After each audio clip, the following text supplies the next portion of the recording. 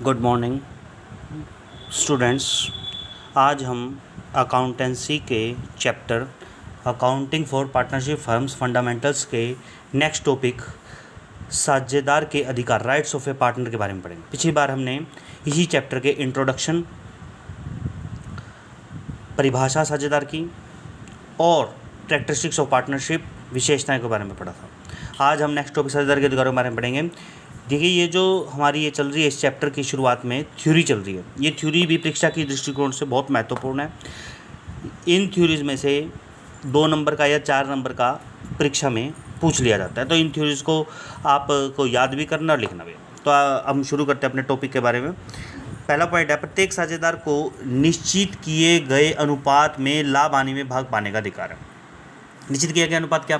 जो पार्टनरशिप की शुरुआत में ही फिक्स कर लिया जाता है कि पार्टनर्स 2:1 के अनुपात में बांटेंगे, 3:1 के अनुपात में बांटेंगे, या 3 पार्टनर है 2:1 के, 3:1 के, किसके अनुपात में बांटेंगे, पहले से निश्चित कर लिया। अगर बाय चांस निश्चित नहीं किया जाता है तो क्या होगा? इक्वल 2 पार्टनर्स है 2 के बीच में इक्वल 1-1, 3 है तो 3 के बीच में इक्वल 1-1-1, अगर निश्चित नहीं किया, अन्यथा पहले से ही निश्चित करना पड़ेगा।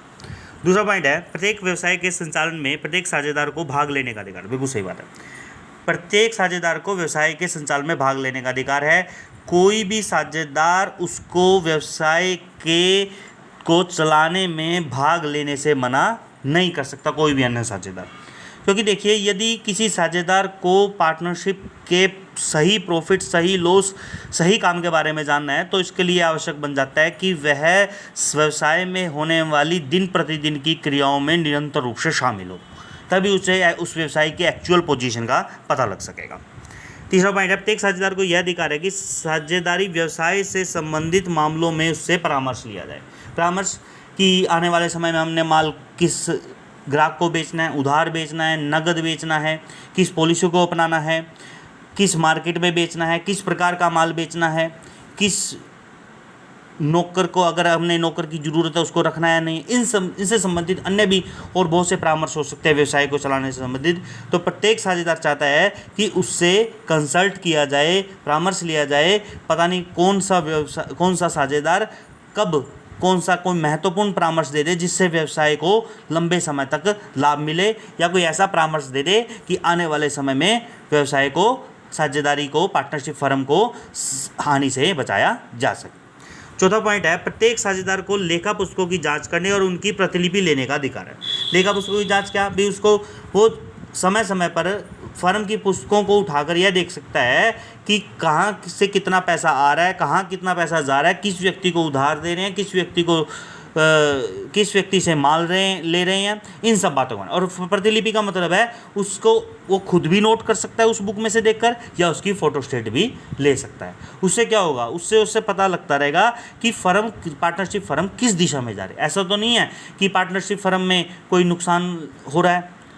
मान लो 3 पार्टनर हैं, ABC, A और B पार्टनरशिप फर्म में से पैसा चुरा कर लेकर जा रहे हैं, लेकिन वो समय समय पर अगर जांच करता रहेगा तो ऐसा होने की संभावना बहुत कम हो जाती है। अब हम अपने नेक्स्ट पेज पर चलेंगे।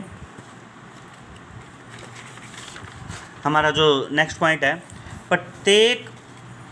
प्रत्येक साझेदार को यह अधिकार है कि वह किसी नए साझेदार के प्रवेश पर रोक लगा सकता है। बिल्कुल सही बात है, ठीक है।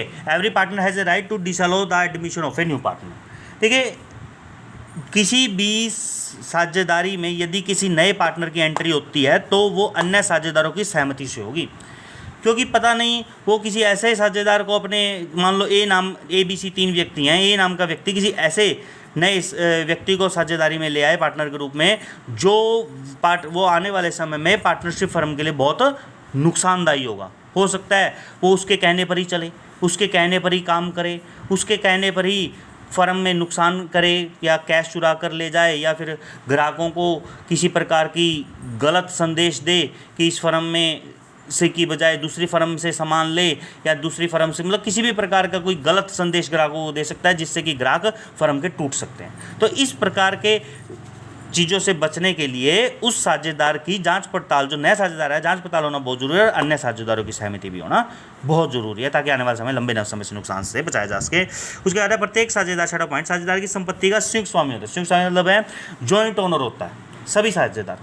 अगर किसी मतलब क्या है कि अगर कोई फर्म में से कोई संपत्ति बेचनी है तो अन्य साझेदारों की साइन किए बिना वो संपत्ति नहीं बिक सकती, अन्य साझेदारों की सहमति के बिना वो संपत्ति नहीं बिक सकती। उस संपत्ति पर 2 साझेदार है तो 2 का, 3 है तो 3 का, 4 है तो 4 का, सभी का समान रूप से अधिकार है, सभी समान रूप से स्वामी होते हैं। उसके बाद 7वां पॉइंट है, यदि किसी साझेदार ने फर्म से ऋण लिया तो इस पर पूर्व दर से ब्याज प्राप्त कर सकता है। यदि ब्याज की दर पूर्वधार्य नहीं है तो ब्याज 6% की वार्षिक दर से लिया जाएगा। यस, ठीक है। यदि किसी साझेदार ने फर्म को ऋण दे रखा है, लोन दे रखा है, लोन के रूप में पैसा दे रखा है, तो पहले से ही निर्धारित कर लिया जाता है कि उस पर दिया जाने वाला ब्याज की दर क्या हो। और यदि निर्धारित नहीं किया जाता है तो पार्टनरशिप एग्रीमेंट के अनुसार बिना कहे उसे 6% पर एनम वार्षिक दर से उस दिए गए लोन पर ब्याज मिलेगा। ये पहले से ही निर्धारित है, ठीक है।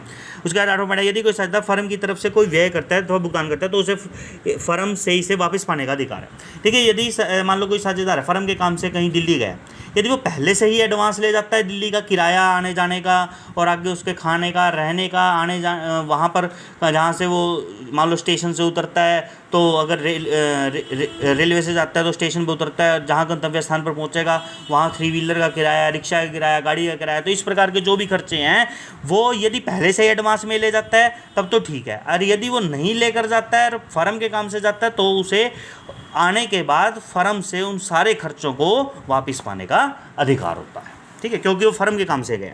उसके बाद नेक्स्ट पॉइंट है 9th, प्रत्येक साझेदार को उचित नोटिस देने के पश्चात फर्म से अवकाश ग्रहण करने का अधिकार है। देखिए, हमें स्वतंत्रता का अधिकार है, ठीक है। तो कोई भी साझेदार जब चाहे फर्म से को नोटिस देकर 1 महीने का, 2 महीने का फर्म को छोड़ सकता है, फर्म से जा सकता है। देखिए, एडमिशन के लिए, आने के लिए तो अन्य साझेदारों की सहमति जरूरी है, लेकिन हम जाने वाले को नहीं रोक सकते। अगर कोई जाना चाहे तो वो कभी भी साझेदारी फर्म से उचित नोटिस देकर, जो भी उन्होंने निर्धारित किया 1 महीने का, 2 महीने का, वो वहाँ से जा सकता है। वो अन्य साझेदार उसको रोक नहीं सकते, पूरी तरह से वो स्वतंत्र है। तो आज हम साझेदारी की जो हमने अधिकार पढ़े हैं, राइट्स ऑफ ए पार्टनर, जो किसी भी साझेदारी फर्म के लिए प्रत्येक साझेदार के लिए ज़रूरी होते हैं और प्रत्येक साझेदार को ये अधिकार मिलते हैं, तो हमने ये 9 पॉइंट्स के बारे में पढ़ा है। मुझे उम्मीद है कि आप लोगों को सभी को समझ में आ गए होंगे। सभी स्टूडेंट्स ने इन 9 के 9 पॉइंट्स को याद भी करना है और अच्छी तरह से सुंदर सुंदर साफ साफ लिखाई में अपनी नोटबुक में भी नोट करना है। धन्यवाद।